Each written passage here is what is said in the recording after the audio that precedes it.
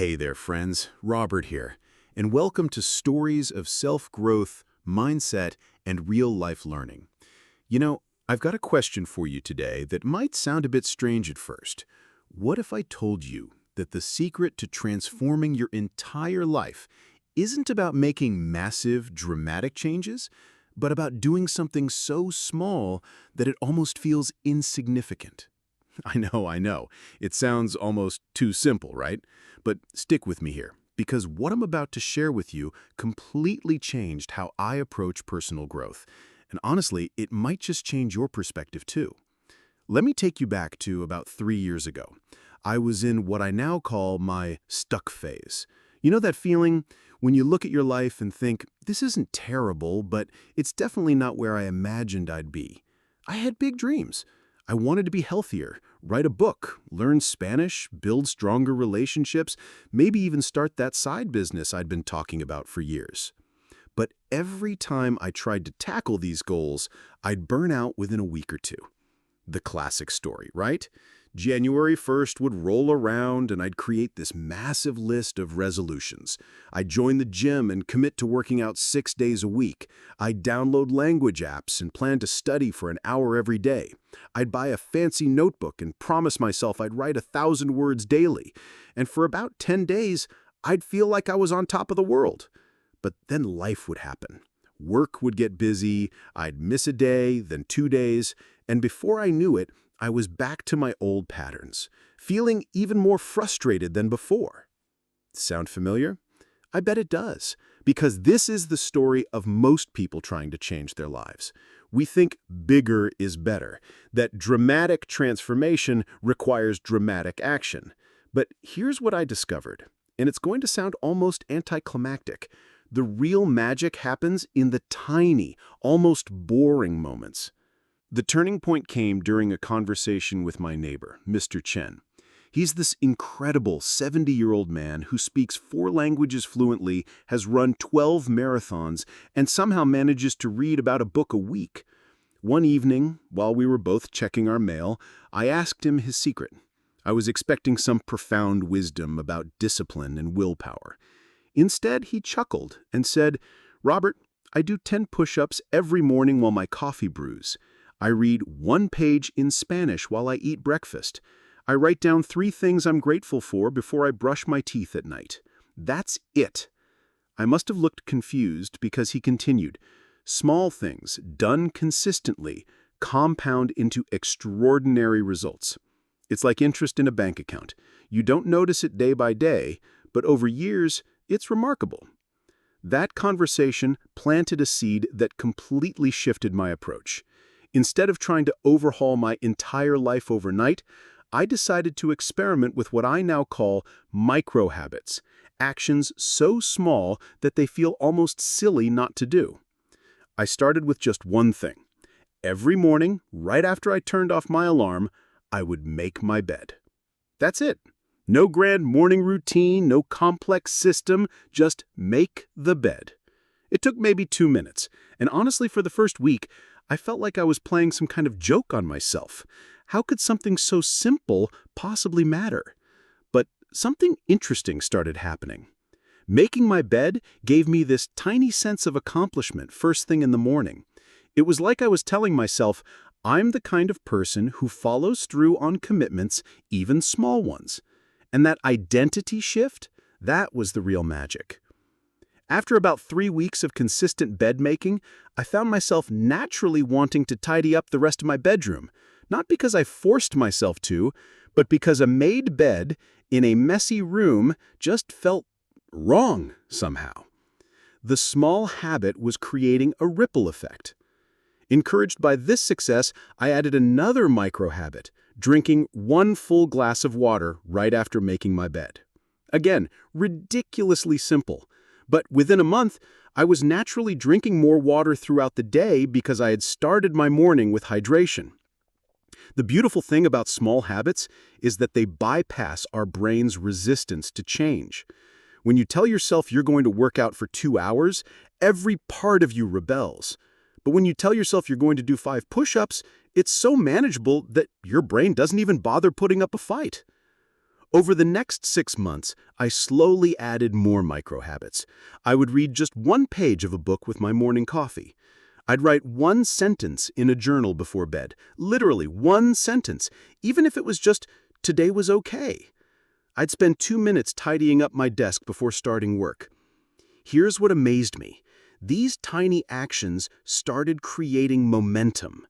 Reading one page often turned into reading a chapter because I was already engaged. Writing one sentence sometimes became a full paragraph because I was in the flow. Those 5 push-ups occasionally became a full workout because I was already on the floor and feeling energized. But even when they didn't expand, even when I only did the minimum, I was still making progress. 1 page a day means finishing about 25 books a year. 1 sentence daily becomes a substantial personal record over time. 5 push-ups every day builds genuine strength, and more importantly, builds the identity of someone who exercises consistently. The key insight that changed everything for me was this: I wasn't just building habits, I was building a new version of myself. Each small action was like casting a vote for the type of person I wanted to be. Make the bed? Vote for organized Robert.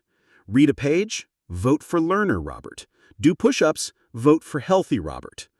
As I'm wrapping up my part of today's story, I want you to think about this. What's one thing you could do tomorrow that's so small it would be harder to skip than to do? Because that might just be the beginning of your own transformation story. Mary's going to continue our conversation and share some incredible insights about how these small changes actually rewire our brains and create lasting change.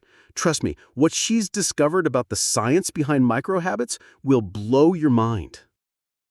Hello, beautiful souls. Mary here, and I'm so excited to dive deeper into this conversation with you. Robert's story really resonates with me because I've experienced that same transformation, but from a slightly different angle.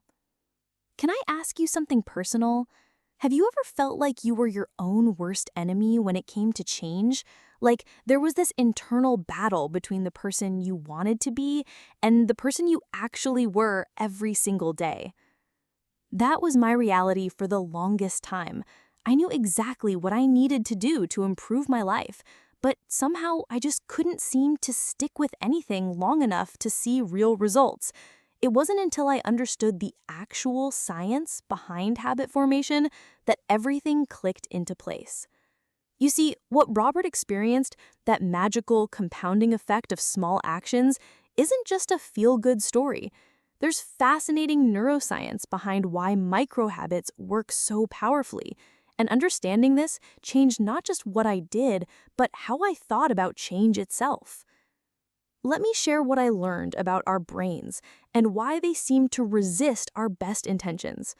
Our brains are incredibly efficient machines, always looking for ways to save energy.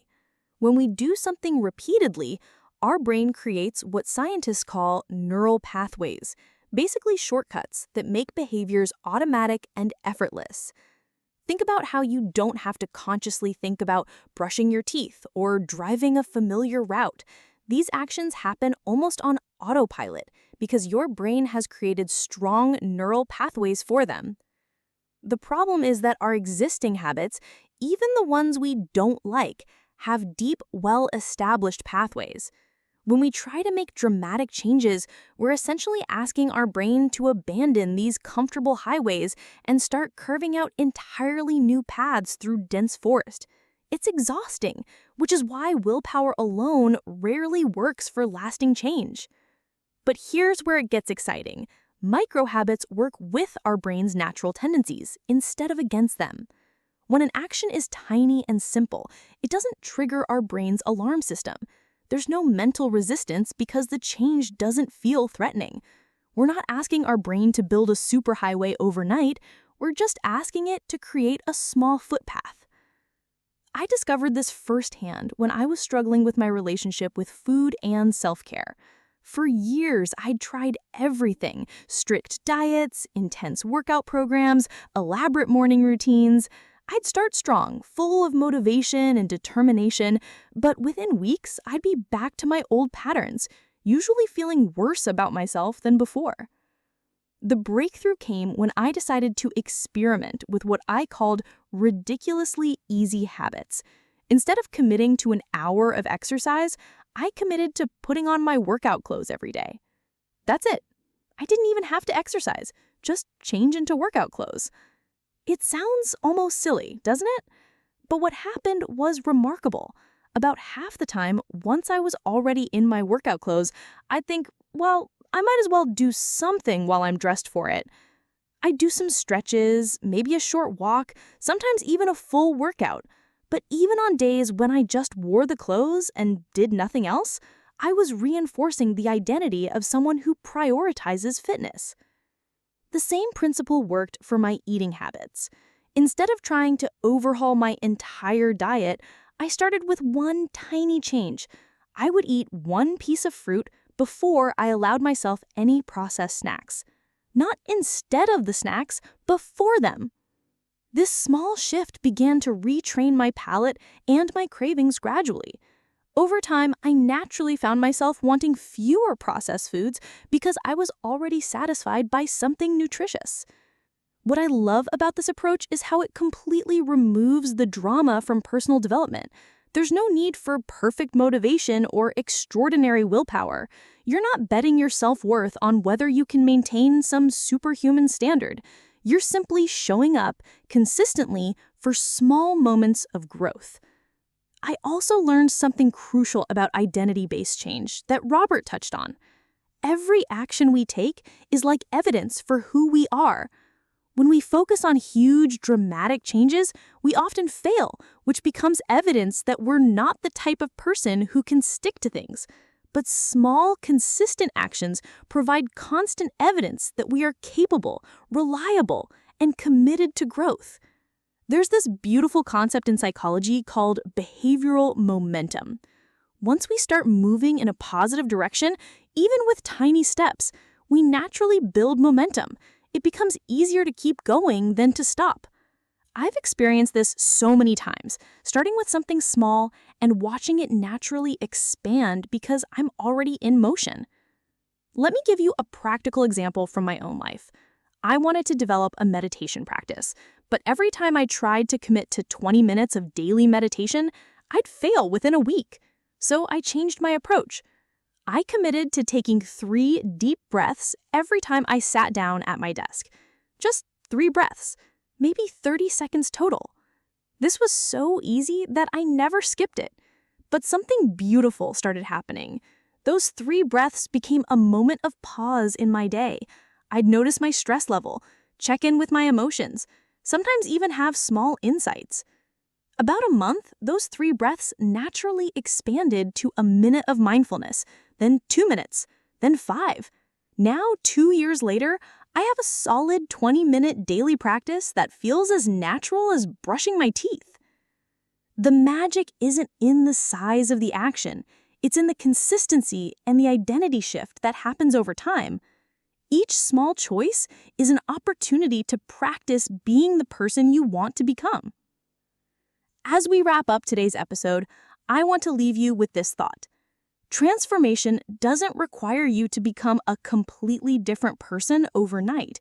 It just requires you to become 1% more like the person you want to be, over and over again, until that new version of yourself becomes your natural state. What's one micro habit you could start tomorrow? Remember, make it so small that it would be harder to skip than to do. Your future self will thank you for these tiny moments of consistency. We'd love to hear from you. What small habit are you going to experiment with? Share your thoughts in the comments below, or tell us about a micro habit that's already working in your life. And if this conversation has inspired you, please consider following Learn English Through Stories. We're here every week with real-life insights and authentic conversations to help you grow both your English skills and your personal development journey. Until next time, remember, small steps taken consistently lead to extraordinary destinations. Take care, friends.